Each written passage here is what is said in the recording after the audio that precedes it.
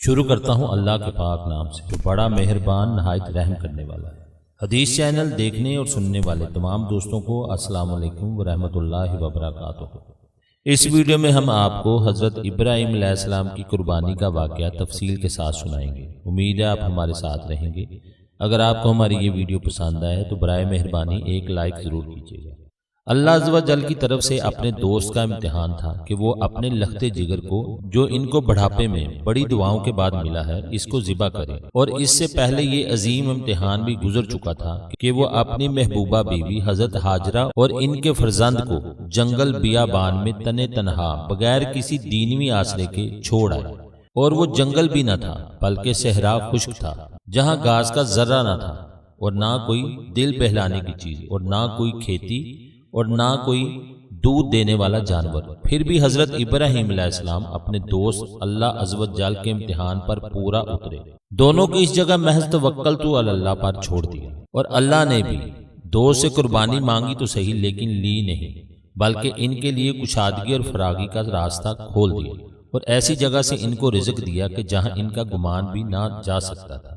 تو الغرض جب پہلی قربانی پوری ہو گئی اور دوست اس میں کامیاب اترا تو پھر اللہ عز و جل کی طرف سے اپنے دوست ابراہیم علیہ السلام کو دوسری قربانی یعنی اپنے لخت جگر کو ذبح کرنے کا حکم ملا، اور یہ حکم ایسا تھا جو اللہ تعالیٰ نے اپنے اس خاص دوست کو دیا تھا۔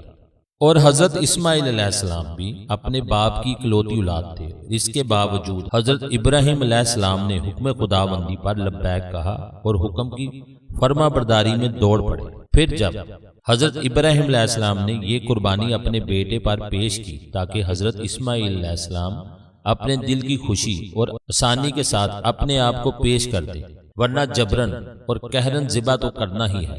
اور حضرت ابراہیم علیہ السلام نے یوں فرمایا: اے میرے پیارے بیٹے، میں خواب میں دیکھتا ہوں کہ میں تجھے ذبح کر رہا ہوں، پس تیرا کیا خیال ہے؟ تو عقل مند اور تحمل مزاج بیٹا اپنے والد کی فرما برداری کے لیے فوراً بڑھا اور عرض کیا: اے میرے پیارے ابا، جس کا آپ کو حکم کیا گیا ہے آپ کر ڈالیے، انشاءاللہ آپ مجھ کو صابرین میں سے پائیں گے۔ اور اپنے والد اور در حقیقت بندوں کے پروردگار کے حکم کی یہ بہترین فرما برداری ہے۔ حضرت ابراہیم علیہ السلام نے حضرت اسماعیل علیہ السلام کو منہ کے بل لٹایا، اور ایسا کیوں فرمایا؟ شاید اس لیے کہ تاکہ گدی کی طرف سے ذبح فرمائیں، اور اس طرح ذبح کرتے وقت ان کے چہرے کو نہ دیکھ سکیں کہ محبت جوش میں نہ آ جائے۔ لیکن دوسرے قول میں یہ بھی مروی ہے کہ حضرت اسماعیل علیہ السلام کو اس طرح لٹایا تھا جس طرح کے عام قربانی کے جانوروں کو لٹایا جاتا ہے، پیشانی زمین سے ملی رہ گئی تھی۔ حضرت ابراہیم علیہ السلام نے اللہ کا نام لیا اور تکبیر کہی، یعنی بسم اللہ، اللہ اکبر کہا، اور حضرت اسماعیل علیہ السلام جام موت پینے کے لیے حاضر و تیار ہو گئے، تو اس طرح دونوں تابع دار ہو گئے۔ حضرت ابراہیم علیہ السلام نے چھری حضرت اسماعیل علیہ السلام کے حلق پر چلائی، لیکن چھری نے کچھ خراج تک نہ لگائی۔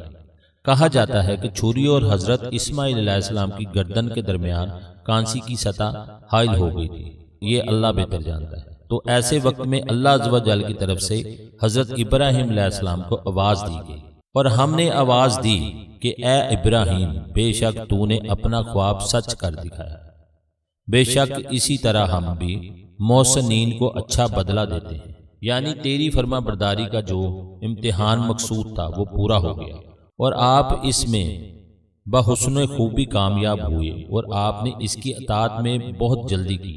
اسی طرح آپ کے لخت جگر نے بھی بہت ہی عمدہ قربانی پیش کی، اپنے جسم و جان کو میری راہ میں ذبح ہونے کے لیے بے دریغ پیش کر دیا، جس طرح کہ آپ نے اے ابراہیم اپنی جان کو جلانے کے لیے آگ کے سپرد کر دیا تھا، اور جس طرح کہ اے ابراہیم آپ اپنا مال مہمانوں کے لیے بے دریغ استعمال کرتے ہیں، اسی وجہ سے پروردگار نے بھی فرمایا۔ بے شک یہ کھلی اور عظیم آزمائش تھی، یعنی ایسی آزمائش تھی جس کی سختی اور مشکل صاف ظاہر تھی۔ خیر، حضرت ابراہیم علیہ السلام نے تو اپنی طرف سے بیٹے کی بازی لگا دی، لیکن آگے کیا ہوا فرمانے باری تعالیٰ ہے۔ اور ہم نے اس ابراہیم کو بدلے میں عظیم قربانی عطا کی، یعنی ہم نے ابراہیم کو اپنے بیٹے کی قربانی کی بجائے ایک دوسرا جانور عطا فرما دیا۔ اور وہ جانور کون سا تھا؟ تو جمہور سے یہ مشہور ہے کہ وہ مینڈا تھا، اور سفید رنگ اور عمدہ آنکھوں اور سینگوں والا تھا۔